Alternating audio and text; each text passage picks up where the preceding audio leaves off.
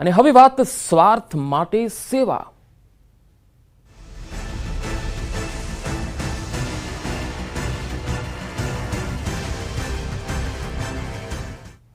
અમદાવાદમાં ખ્યાતિ હોસ્પિટલમાં હોબાળો મચી ગયો અને આ અંગે ગંભીર નોંધ પણ લેવાઈ. મીડિયાના અહેવાલો બાદ આરોગ્ય મંત્રી ઋષિકેશ પટેલ પણ તપાસના આદેશ આપ્યા હતા અને સોશિયલ મીડિયામાં તેમણે આ અંગે ટાંક્યું હતું કે આ બનાવ ખૂબ જ ગંભીર છે અને આ બનાવ અંગે મેં તપાસના આદેશ પણ આપ્યા છે. પીએમજય યોજનામાં એન્ટી ફ્રોડ યુનિટને તપાસના આદેશ આપ્યા.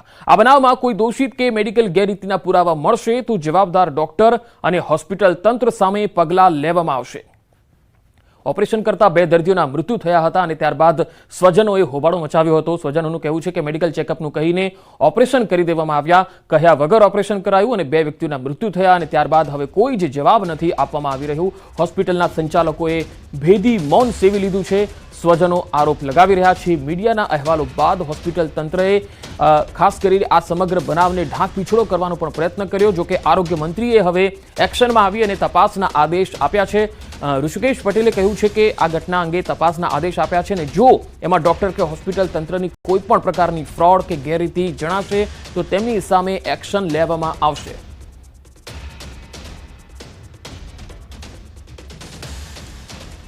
ખ્યાતિ હોસ્પિટલ કે જેના સંચાલકોએ ભેદી મૌન સેવી લીધું છે. મીડિયા કવરેજને પણ હોસ્પિટલ તંત્રએ રોક્યું હતું. હોસ્પિટલ તંત્રના લોકોએ એ પ્રકારની દાદાગીરી કરી હતી કે ન તો તેઓ કોઈ પણ પ્રકારનો જવાબ આપવા તૈયાર હતા, ન મીડિયાને અંદર આવવાથી તેઓ રોકી રહ્યા હતા. મીડિયાને પણ અંદર નહોતા આવવા દઈ રહ્યા. મેડિકલ ચેકઅપનું કહીને ઓપરેશન કરવામાં આવ્યું એવું પરિવારજનો કહી રહ્યા છે અને આ ઓપરેશન દરમિયાન 2 લોકોના મૃત્યુ થઈ ગયા. મૃત્યુ બાદ સ્વજનોએ હોબાળો મચાવ્યો ત્યારે હોસ્પિટલના એક પણ વ્યક્તિ આ અંગે કંઈ જ કહેવા તૈયાર નથી. વધુ માહિતી સાથે સંવાદદાતા સંજય ટાંક જોડાયા છે. વધુ માહિતી મેળવીએ એ પહેલા એક ખાસ વાત આપણે જણાવી દઈએ કે અમદાવાદની આ ખ્યાતિ હોસ્પિટલ પર ગંભીર આક્ષેપો લાગ્યા છે. તો ઋષિકેશ પટેલે કહ્યું છે કે જો ગેરરીતિ હશે તો તેમાં હોસ્પિટલ સામે પગલાં લેવાશે. હાલ હેલ્થ કમિશનર હર્ષદભાઈ પટેલ આપણી સાથે જોડાયા છે. હર્ષદભાઈ, આપનું સ્વાગત છે. આ બનાવ ખૂબ જ ગંભીર છે અને કયા પ્રકારની હવે તપાસ થશે? જો હોસ્પિટલના જે આજે સવારે જે ન્યૂઝ અમને મળ્યા છે કે ખ્યાતિ હોસ્પિટલમાં જે પીએમજેના જે લાભાર્થીઓ હોય એમને ગામમાં કેમ્પ કરી અને હોસ્પિટલમાં લાવી અને એમના જે એન્જિયોગ્રાફી અને એન્જિયોપ્લાસ્ટીની પ્રોસેસ કરવામાં આવી છે, તો કોઈ કેમ્પ કરવાનું કોઈ હોસ્પિટલ માટે અલાઉડ હોતું નથી. અને એ ઉપરાંત જે આના નિયત ધારાધોરણો હોય છે, કોઈ પણ એમને એન્જિયોપ્લાસ્ટી એન્જિયોગ્રાફી કરવાની હોય તેના માટે મેડિકલ પ્રોટોકોલ્સ અને મેડિકલ પ્રોસિજર્સનું પાલન કરવાનું હોય છે. એની તુરત તપાસ કરી લેવામાં આવશે અને જે જવાબદાર હશે હોસ્પિટલ અને ડોક્ટર્સ એમની સામે ચોક્કસ કાર્યવાહી કરવામાં આવશે. હર્ષદભાઈ, પરિવારજનો કહી રહ્યા છે કે તેમની મંજૂરી વગર અથવા તેમને કહ્યા વગર જ સીધા ઓપરેશન કરી દેવામાં આવ્યા. આ પ્રકારના જ્યારે કોઈ પણ હોસ્પિટલ દ્વારા પગલાં લેવાતા હોય છે ત્યારે એમની સામે શું એક્શન લેવાતા હોય છે? ચોક્કસ પહેલા આપણે આખું રેકોર્ડ તપાસીશું અને હોસ્પિટલની પણ ઇન્સ્પેક્શન કરીશું અને જો આ બધી બાબતો જે રીતના આક્ષેપ છે કે પેશન્ટની કન્સેન્ટ લેવામાં નથી આવી અથવા તો એમને મેડિકલ જરૂરિયાત હતી કે નહીં એ બાબત ધ્યાનમાં લીધા સિવાય પ્રોપર એનું ઇવેલ્યુએશન કર્યા સિવાય પેશન્ટનું કાર્યવાહી કરવામાં આવી હોય તો ચોક્કસ એ ગંભીર બાબત છે અને એના ઉપર વિગતવાર એક્શન પીએમજય યોજના હેઠળ લેવામાં આવશે અને બાકી ડોક્ટર્સ સંબંધિત કાર્યવાહી હોય જે મેડિકલ કમિશન કરતું હોય છે એને પણ જરૂરી કાર્યવાહી માટે લખવામાં આવશે. સર, બીજી એક ખાસ વાત આપની પાસેથી જાણવી છે કે પીએમજય યોજના હેઠળ કોઈ ઓપરેશન કરવાની વાત હોય અને એમાં જ્યારે પરિવારજનોને વિશ્વાસમાં ન લીધા હોય અથવા તો ન જાણકારી આપી હોય તો એવા કોઈ ઓપરેશન થઈ શકે ખરા? એ મેડિકલ પ્રોટોકોલ હોય છે, પેશન્ટની કન્સેન્ટ લેવાથી અને એને પૂરેપૂરા ઇન્ફોર્મ ડિસિઝન લે એ જરૂરી હોય છે. એટલે આ બધી બાબતો ચકાસવામાં આવશે જ્યારે આપણી ટીમ તપાસ કરશે એ તુરત તપાસ કરશે અને એમાં આ બધી બાબતો ચકાસવામાં. હર્ષદભાઈ, ખાલી એટલું તો જણાવો કે પગલાં શું લેવાતા હોય છે આ પ્રકારમાં? જો બનાવમાં જો કોઈ પણ બેદરકારી સામે આવે તો શું પગલાં લેવાય? લાયસન્સ રદ થાય કે હોસ્પિટલના ડોક્ટર સામે તપાસ થાય, શું થાય? ચોક્કસપણે જો આમાં ક્લેમ કરવા બાબતમાં હોસ્પિટલની બેદરકારી અને આ કોઈ પણ યોજનાનો દુરુપયોગ ધ્યાનમાં આવે તો એના ક્લેમ રિજેક્ટ થતા હોય છે. હોસ્પિટલને મોટી પેનલ્ટી પણ કરવામાં આવતી હોય છે.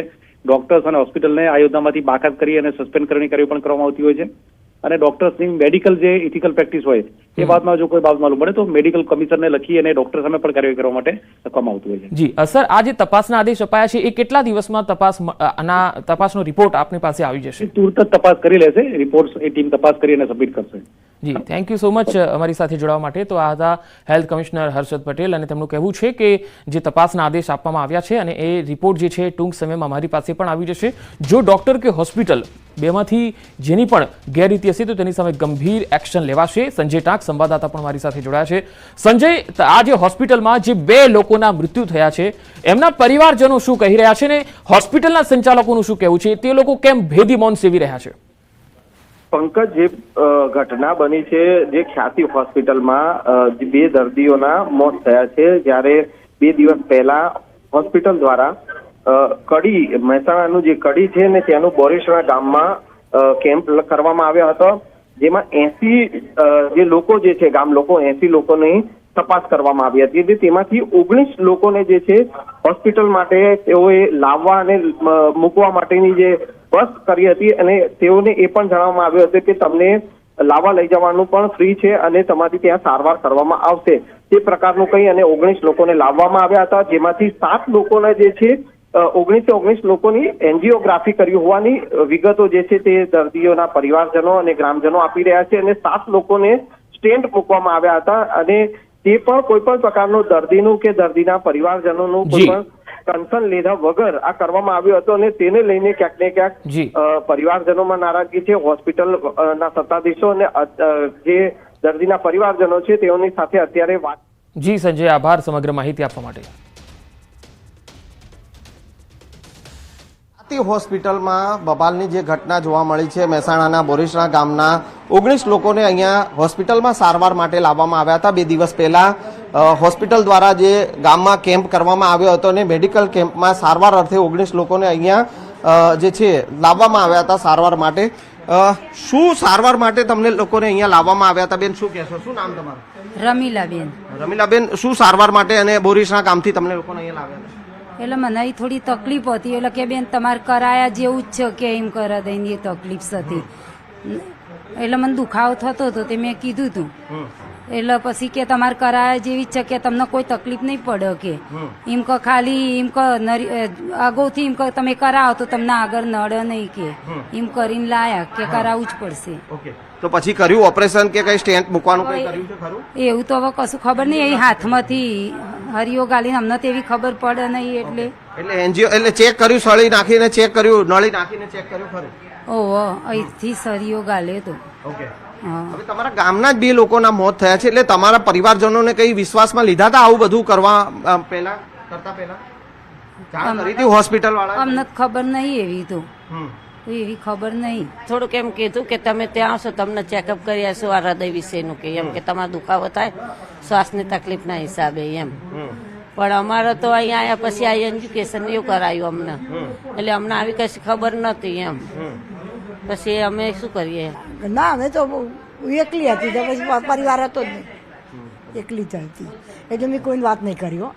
અને આવીશું મને ખબર દુખાતું હતું ને ભાઈ, એટલે પછી કામ કરું એટલે મને ગભરામણ થતી હતી અને આયા સાહેબો એટલે બતાવ્યું એટલે કે બેન તમારે થોડી તકલીફ થશે તમે આવજો. તમે આયા. હા, પછી આ તમને શું ચેકઅપમાં કર્યું અને કઈ પરિવારને જાણ કરી આ બધું કઈ?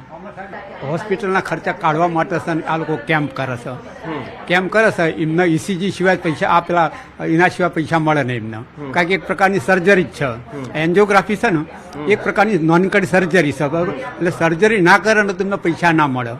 એટલે સર્જરી પાછળ એમને જે સરકાર આપતી હોય તો મને ખબર નહીં કેટલા આપે છે, પણ મૂળ તો છે ને એ આ નિમિત્તે સેવાઓ કરવાની અને સરકારમાંથી પૈસા લેવાના.